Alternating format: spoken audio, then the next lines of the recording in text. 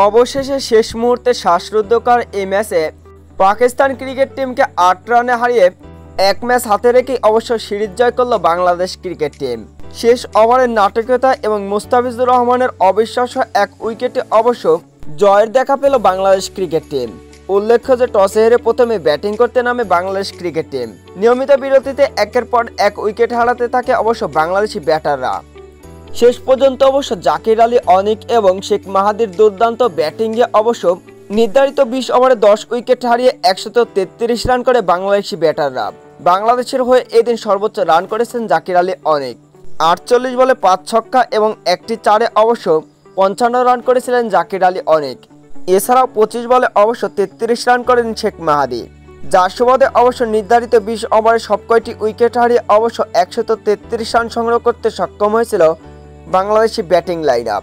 বাংলাদেশের দেয়া ১৩৪ রানের লক্ষ্যে ব্যাটিং করতে নেমে এই দিন শুরুতেই ব্যাটিং বিপর্যয়ে পড়ে পাকিস্তান ক্রিকেট টিম।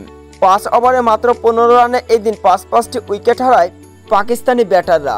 এরপরে মাত্র ৪৭ রানের মাথায় অবশ্য ৬৭টি উইকেট হারিয়ে একেবারে ব্যাটিং বিধ্বস্ত হয়ে পড়ে পাকিস্তানি ব্যাটিং লাইন আপ।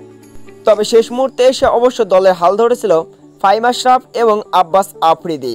তবে শেষ ওভারের নাটকীয়তাতে অবশ্য জিততে পারেনি পাকিস্তান। শেষ ওভারেও পাকিস্তানের দরকার ছিল মাত্র ৬ বলে ১৩ রান।